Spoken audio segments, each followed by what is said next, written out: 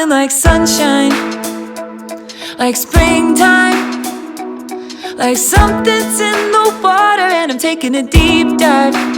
I'm feeling so weightless, like I'm gonna make it, and nothing in the universe can take this.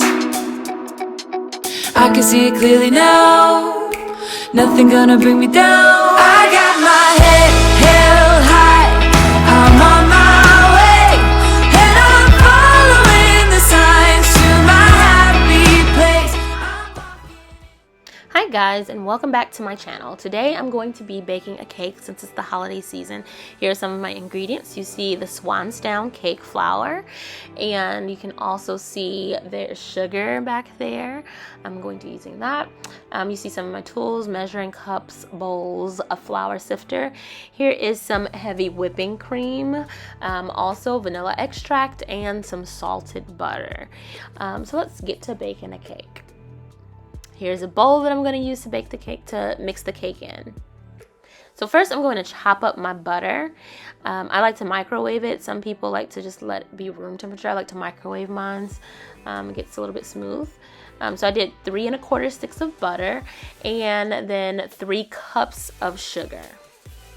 So now that that's in the bowl, I'm going to mix that with my KitchenAid hand mixer.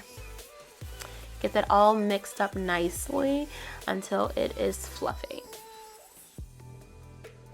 All right, now I'm going to add 6 eggs total. I'm going to do 1 egg at a time.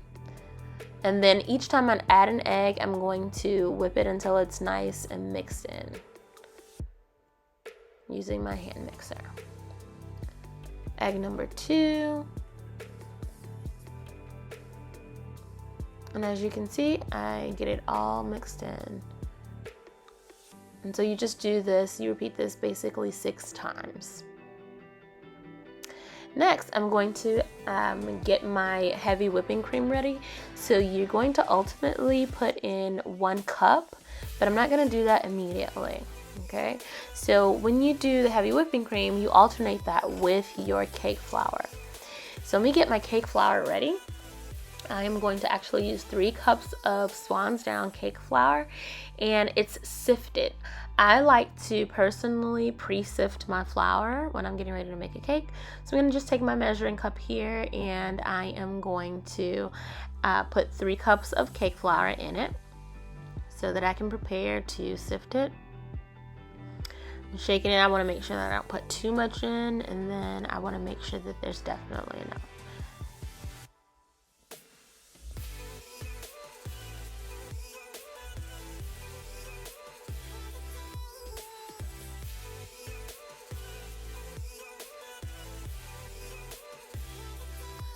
So once I'm at my 3 cups of cake flour, I'm going to go ahead and I'm going to sift it into this mixing bowl.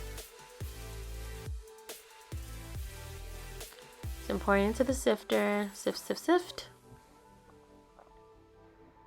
And again, this is in preparation for me to add this to my cake.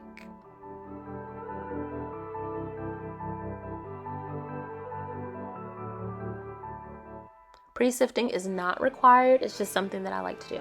So first I'm gonna add a little bit of heavy whipping cream, get that all mixed in, mix, mix, mix. Now I'm gonna add a little bit of the cake flour. And get that all mixed in.